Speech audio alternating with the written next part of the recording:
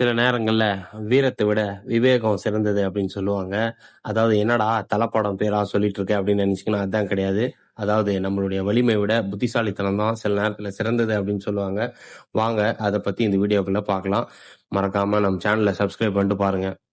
So காட்டுல வந்து பாத்தீங்கன்னா ஒரு மோசமான சிங்கம் இருக்கு. ஸோ அந்த சிங்கம் வந்து மற்ற மிருகங்களை நல்லா கொடூரமா வேட்டையாடி சாப்பிட்டுட்டு இருக்கு. இதனால வந்து மற்ற மிருகங்கள்லாம் பயந்துட்டே இருக்கு. என்னடா இது டெய்லியும் இப்படி கொடூரமா அடிச்சு சாப்பிட்டு இருந்தா நம்ம எல்லாம் எங்க பிழைக்கிறது அப்படின்ட்டுன்னு. ஸோ அதனால மற்ற மிருகங்கள்லாம் சேர்ந்து ஒரு நாள் மீட்டிங் போடுது. என்ன இது டெய்லியும் இப்படி பண்ணிட்டு இருக்கு இந்த சிங்கம், என்ன பண்றதுன்னு புரியலையே அப்படின்னு சொல்லி பயந்துட்டு அங்க டேலண்டான அதாவது புத்திசாலியான ஒரு விலங்குனா அங்க வந்து முயல்.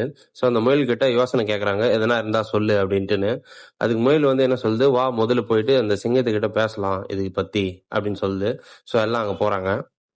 நேரா சிங்கத்துக்கிட்ட போயிட்டு, இனிமேல் நீங்க வேட்டையாடாதீங்க, நாங்களே வந்து உங்களுக்கு டெய்லியும் ஏதாவது ஒரு மிருகத்தை எடுத்து வந்து கொடுத்துட்றோம், நீங்க வந்து உங்க இடத்துல இருந்தா போதும் அப்படின்னு சொல்லிட்டு போறாங்க. சிங்கத்துக்கும் நல்ல யோசனையா இருக்கு. சரி ஓகே அப்படின்னுது. ஸோ வழக்கமா எல்லாருமே வந்து டெய்லியும் ஒரு மிருகத்தை வந்து கொடுத்துட்டே இருக்காங்க. ஆனா ஒரு ஒரு மிருகமா வந்து அதை கொடுத்துட்டு இருக்கோம். ஒரு நாள் வந்து அந்த ரவுண்ட் வந்து பாத்தீங்கன்னா முயல் கிட்ட வருது.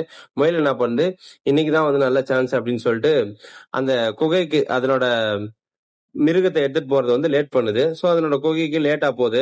சிங்கம் வந்து போனோடனே கேக்குது, ஏய் என்ன இவ்வளவு லேட்டா வர அப்படின்ட்டுன்னு.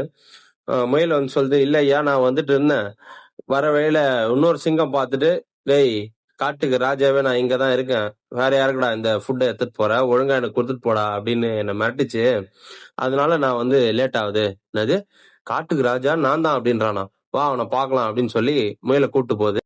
சோ அப்படியே 2 பேரும் போறாங்க. ஒரு இடத்துல பார்த்தா முயல் நின்னுச்சு. என்ன இங்க நிக்கிற அப்படின்னு சிங்கம் கேக்குது. இல்ல ஐயா அதோ அங்க இருக்கு பாத்தீங்களா கிணறு, அந்த கிணறுல தான் இருக்கு அப்படின்னுது. இதுவும் நேரா அப்படி போய் பாக்குது. பாத்தீங்கன்னா கிணறு ஃபுல்லா தண்ணி இருக்கு. அந்த தண்ணியில வந்துட்டு சிங்கம் கத்துது.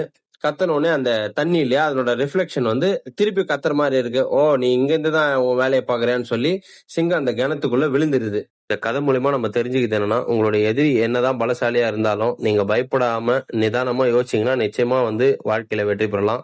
ஸோ பயம்தான் ஒரு சில நேரத்தில் நம்மளுக்கு வந்து தீர்வே தராது. இந்த மிருகங்கள்லாம் பயந்து ஒதுங்கி இருக்கும்போது முயல் எப்படி யோசிச்சோ அந்த மாதிரி யோசிச்சீங்கன்னா நிச்சயமா வெற்றி தான்.